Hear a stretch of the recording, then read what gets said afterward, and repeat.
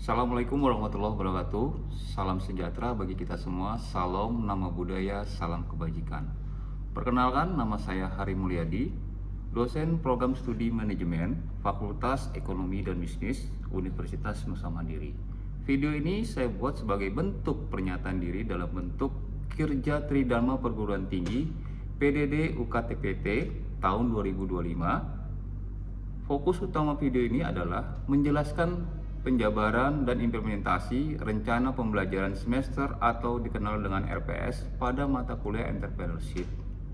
Yang saya ampu secara rinci, bagaimana RPS menjabarkan ke dalam bentuk aktivitas nyata perkuliahan, menunjukkan ketertarikan antara pencapaian, pembelajaran, metode, dan penilaian, lalu memberikan gambaran implementasi metode tim based project dalam model blended learning, dan mendemonstrasikan pelaksanaan Tridharma khususnya dalam bidang pengajaran.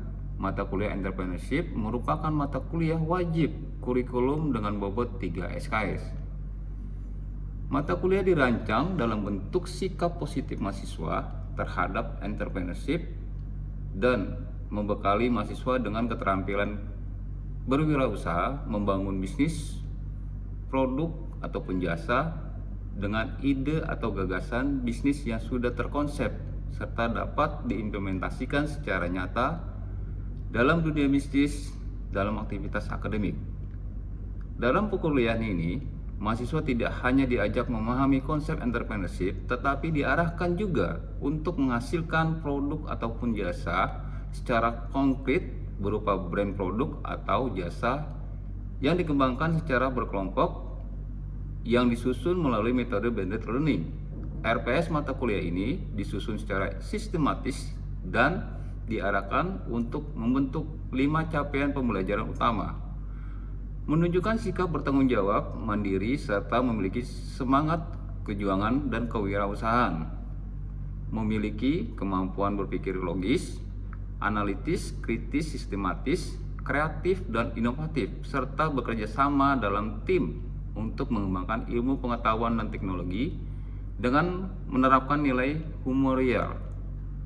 Memiliki kepemimpinan yang menguasai ilmu manajemen, etika bisnis, dan kewirausahaan dengan nilai-nilai kemanusiaan. Mampu menguasai fungsi manajemen, fungsi organisasi, dan mampu menyelesaikan masalah rutin manajemen dan organisasi. Mampu mengembangkan usaha dan melakukan riset inovatif dalam bidang ekonomi dan manajemen dan bisnis. Berikut rancangan mingguan perkuliahan pada minggu pertama. Mampu memahami konsep pembelajaran kewirausahaan, bentuk kelompok, dan identifikasi usaha yang akan dijalankan. Pada minggu kedua, mahasiswa mampu memahami tentang pengertian kewirausahaan berpikir perubahan. Pada minggu ketiga, mampu memahami tentang bisnis model kanvas. Minggu keempat, mahasiswa mampu menyusun bisnis model kanvas. Pada minggu kelima, mahasiswa memahami bidang usaha dan permodalan. Pada minggu keenam, mahasiswa mampu memahami karakteristik wirausaha sukses, kreatif, dan etika berisiko usaha dan marketing langit. Pada minggu ketujuh, mahasiswa mampu memahami, menghitung, menganalisis, dan mengambil keputusan dan tanggung jawab pernyataan terkait materi pertemuan. Pada minggu ke-8, pelaksanaan seminar Entrepreneur Fair diadakan di kampus Universitas Nusa Mandiri, serta persiapan peralatan produk untuk Entrepreneur Fair. Pada minggu ke-9, mahasiswa melaksanakan Entrepreneur Fair di kampus Universitas Nusa Mandiri. Pada minggu ke-10 sampai dengan ke-12, hasil pembahasan Entrepreneur Fair serta bimbingan pertama penyusunan proposal bisnis produk ataupun jasa. Pada minggu ke-13 serta minggu terakhir, mahasiswa mempresentasikan proposal bisnis produk atau jasa. Penilaian pada mata kuliah ini adalah: pertama, presensi bobotnya adalah 20%, tugas mata kuliah bobotnya adalah 25%, UTS menggunakan computer based test dengan bobot 25%. serta sebagai bentuk evaluasi akhir proyek dengan bobot 30%. Mahasiswa diminta untuk mempresentasikan hasil proposal bisnis di depan kelas dengan topik bisnis model kanvas, produk ataupun jasa. Demikian penjelasan ini saya sampaikan, semoga dapat memberikan gambaran utuh mengenai pelaksanaan Tridharma perguruan tinggi, khususnya dalam bidang pengajaran pada mata kuliah entrepreneurship. Selanjutnya saya akan menampilkan cuplikan pengajaran yang dilakukan di kelas bersama mahasiswa. Atas perhatiannya saya ucapkan terima kasih. Wassalamualaikum warahmatullahi wabarakatuh. Baik, assalamualaikum warahmatullahi wabarakatuh. Pada mata kuliah entrepreneurship ini kita akan membahas bisnis model kanvas. Di minggu kedua ini format bisnis plan-nya adalah pertama kalian harus membuat cover semenarik mungkin. Cover itu harus mempersepsi interpretasikan karakter dari bisnis yang ada dalam bisnis plan. Ya, jadi harus ada logo, menginterpretasikan karakter bisnis dalam bentuk grafis, konsultasi pada ahlinya akan memberikan kemungkinan tampilan logo yang lebih menarik. Lalu ada nama bisnis serta alamat kontak untuk diperlukan memberikan peluang bagi siapapun calon investor yang untuk menghubungi, sekaligus memberikan pertanyaan pada calon investor bahwa bisnis ini memiliki kantor yang jelas dan bisa dihubungi secara resmi.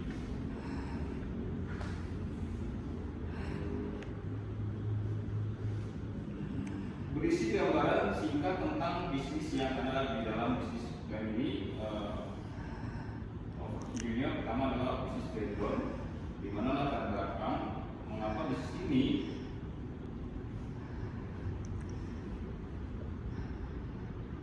layak atau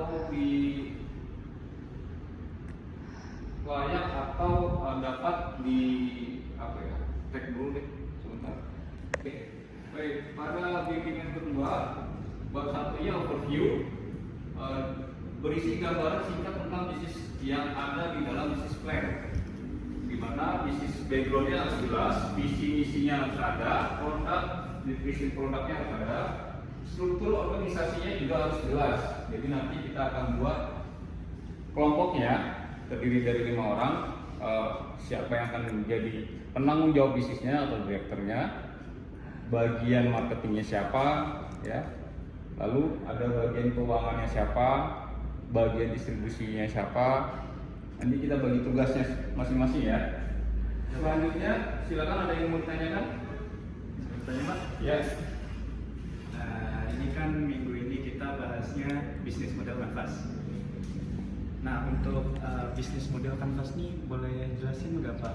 Kayak lengkapnya itu tahapan-tahapannya, terus juga langkah-langkahnya gitu. Oke, langkah-langkahnya di sini ada 10. Customer segment pertama adalah customer segment dimension, di mana kita akan memfokuskan kategorinya di market Facebook, memiliki model bisnis melayani 2 pihak, advertiser atau user, publisher, market umumnya memiliki segmen terdiri dari untuk setiap kategori. Langkah kedua, customer karakteristik. Di sini akan dibagi usia, gender, fashion, habit, hobi, tingkat penghasilan, pendidikan, target yang dicapai, dan lain sebagainya. Ya.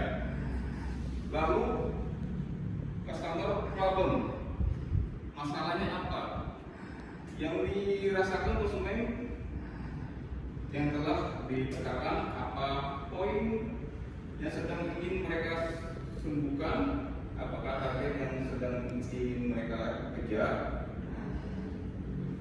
Satu hal yang perlu Anda lakukan adalah mengurangi asumsi apa yang dibutuhkan konsumen dengan bertanya langsung kepada mereka, buat pengamatan lapangan ya, dan wawancara langsung. Outputnya pada bagian ini Anda akan menghasilkan daftar target konsumen Anda berdasarkan segmen berbeda-beda. Ya, dari usia tadi ya, sudah jelas ya.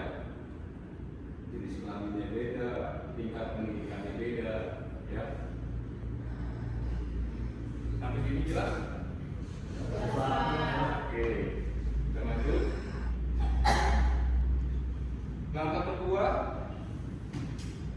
ketika pemetaan customer segment sudah jelas, maka selanjutnya kita akan memilih mana masalah atau kebutuhan dari pelanggan untuk yang kita temui. Selain itu, value proposition-nya juga harus mempertimbangkan apa keunggulan solusi yang kita tawarkan dibandingkan solusi-solusi lainnya. Maka dari itu, siapkan sticky notes untuk mencatat apa yang dibutuhkan konsumen sebanyak value proposition yang Anda siapkan sebagai clue atau obat untuk mengatasi masalah konsumen. Ya, contohnya tadi ada ini kita proyek di manajemen game ya, strategi. So key manajemen games value proposition-nya ini berbeda dengan kebanyakan pengembangan series game yang tidak mengembangkan permainan untuk bidang-bidang engineering.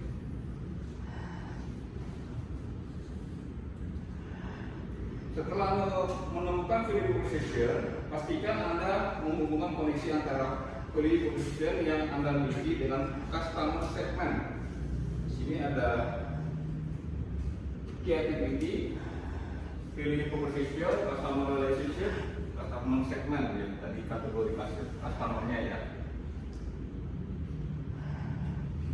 Daftar solusi atau obat yang lebih menarik, baik atau kompetitif dari yang sudah ada berdasarkan masalah atau kebutuhan konsumen. Oke, sampai sini jelas? Langkah ketiga, channel dalam DMC adalah entitas yang digunakan oleh organisasi bisnis untuk membuat value proposition sampai ke biasanya saya menggunakan framework AIDA ya. Misalnya apa yang bisa dilakukan untuk menarik attention konsumen terhadap value proposition yang dibuat. Outputnya daftar dari channel yang penting untuk mendistribusikan informasi dan value pada konsumen biasanya berbeda segmen konsumen, maka akan berbeda pula channelnya. Langkah keempatnya, bagian customer relationship diisi tentang bagaimana kita berinteraksi kepada konsumen setelah terjadi transaksi. Kita ambil contoh, setelah kalian kalau di dunia otomotif pembelian roda 2 ya, motor atau mobil roda 4, setelah mereka transaksi biasanya produsen akan menghubungi untuk menanyakan tingkat kepuasan kalian terhadap kendaraan yang sudah dibeli, lalu bagaimana produsen akan selalu menghubungi Anda terkait nanti servis kendaraannya ya. Jadi setelah after sales itu akan ada keterkaitan Anda dengan konsumen. Sampai sini jelas? Jelas. Langkah kelima, revenue stream adalah pendapatan yang diterima oleh perusahaan untuk organisasi yang berasal dari value proposition yang ditawarkan. Sebagai contoh di bawah ini, saya mengambil dari game Cinematic Game, di mana revenue stream berasal dari penjualan paket game dan buku untuk akademik, dan akan membayar adalah institusi pendidikan. Langkah keenam, untuk menciptakan value proposition yang lebih baik dan kompetitif, tentunya ada beragam aktivitas kunci untuk mendapatkan hasil value proposition sesuai dengan yang diharapkan. Sebagai contoh, Cinematic Game mengajukan value proposition yaitu serious game berkualitas yang dikembangkan oleh expert di Universitas Indonesia, dan creativity yang diperlukan adalah game design development. Contohnya lebih jelas adalah terlihat pada gambar berikut. Nah, tahap ketujuhnya, key shot adalah sumber daya strategis yang dibutuhkan untuk menunjang activity sebagai lembaga pengembangan resource game. Sinergigame.com bergabung penuh terhadap SDM bertalenta atau para expert di bidang pengembangan serious game. Outputnya adalah daftar dari sumber daya utama yang dibutuhkan untuk menunjang activity agar dapat menghasilkan value proposition yang diinginkan. Selanjutnya, langkah 8. Sebuah organisasi bisnis tentunya tidak bisa berjalan hanya mengadakan diri sendiri. Misalnya satu key activity dan Sinergigame.com adalah mencetak buku, maka daripada ini semuanya sendirian, ada baiknya Sinergigame bekerjasama dengan penerbit untuk memenang sudah malang bintang di bidang penerbit buku Sinergigame. Kemudian hanya menyiapkan naskahnya saja untuk nanti dibuatkan oleh layout penerbit utama. Selanjutnya, activity lainnya Sinergigame misalnya adalah melakukan training untuk kaderisasi, namun karena kaderisasi trainer ini dan fasilitator itu cukup lama, maka Sinergigame bisa bekerja sama dengan trainer profesional. Outputnya adalah daftar rekanan kunci di luar organisasi yang dapat mendongkrak performa di activities sehingga dapat menghasilkan volume proposition dengan lebih kompetitif.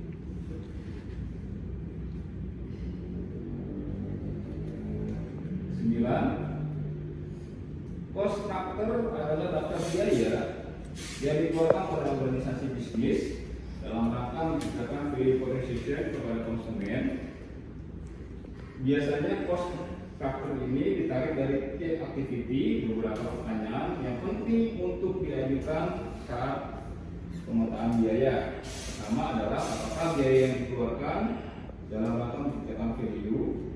Lalu, mana jenis biaya yang lebih banyak, fixed cost atau variable cost? Jika bisnis di skala menjadi lebih besar, maka peningkatan linear, eksponensial atau tetap. Lalu penetapan struktur biaya perlu dilakukan dengan lebih hati-hati karena sangat penting apabila organisasi bisnis ingin dibuat dalam skala yang lebih besar dari sebelumnya. Outputnya adalah daftar elemen struktur biaya yang dikeluarkan untuk membiayai activity dalam menciptakan value for proposition. Sampai sini ada yang mau ditanyakan? Saya. Ya, silakan. Apa perbedaan antara biaya tetap sama biaya variabel? Biaya tetap sebagai pengusaha pemula yang ingin mulai bisnis, membuat bisnis plan tidak adalah salah satu halnya saja. Hal yang perlu dipastikan lebih dahulu adalah apakah ide yang dibawa memiliki model yang valid. Oke, tetap dulu. 1, 2, 3. Baik, sampai sini ada yang mau ditanyakan? Silakan. Saya boleh Pak. Ya, silakan. Apakah bisnis model kanvas itu layak buat dijalanin ya? Jadi bisnis model kampus itu sebagai pengusaha pemula yang ingin menjalankan sebuah bisnis, sebaiknya membuat bisnis plan tidak ada salahnya, ya. Hanya saja hal yang perlu dipastikan terlebih dahulu adalah apakah ide yang dibawa memiliki model bisnis yang valid. Bisnis model kampus adalah sebuah tools, ya, yang sangat menarik untuk Anda coba dalam rangka menguji model bisnis Anda. Dengan model bisnis yang sudah teruji, barulah kemudian Anda mencoba membuat bisnis plan yang lebih detail sambil kemudian pitching kepada investor untuk meningkatkan skala bisnisnya Anda yang lebih besar lagi. Sampai sini jelas? Alhamdulillah Pak. Oke. Keempat adalah finance. This is budget. Item yang ditampilkan adalah fixed cost, meliputi sewa tempat, pembelian peralatan, renovasi. Lalu ada variable cost, meliputi belanja barang baku, stok, upah karyawan, cost production dan marketing cost. Kedua, business executive budget, biaya yang untuk pembukaan bisnis seperti launching jika ada. Ketiga, break-even point atau BEP adalah titik impas di mana posisi jumlah pendapatan dan biaya sama atau seimbang, sehingga tidak terdapat keuntungan ataupun kerugian dalam suatu perusahaan. Break-even point ini digunakan untuk menganalisis proyeksi sejauh mana banyaknya jumlah unit yang diproduksi atau sebanyak apa uang yang harus diterima untuk mendapatkan titik impas atau kembali modal. Tujuan break-even point mendesain spesifikasi produk, menentukan harga jual, menentukan jumlah produksi dan penjualan minimal agar tidak mengalami kerugian, lalu maksimalkan jumlah produksi, lalu merencanakan laba yang diinginkan. Sampai sini jelas? Jelas Pak. Ini adalah asumsi break-even point. Biaya dalam perhitungan BP hanya ada dua yang digunakan. Pertama adalah biaya tetap fixed cost, biaya yang secara total tidak mengalami perubahan walaupun ada perubahan volume terhadap produksi. Contohnya gaji, bunga, sewa, biaya kantor. Ketiga adalah biaya variabel, secara total berubah-ubah sesuai dengan perubahan volume produksi atau penjualan, contohnya biaya bahan baku, upah buruh, produksi, penjualan, dan lain-lainnya. Lalu harga, dalam analisis BEP hanya digunakan satu harga barang atau yang diproduksi. Terakhir, tidak ada perubahan harga jual selama periode analisis, dan ini sebenarnya bertentangan dengan kondisi yang sesungguhnya.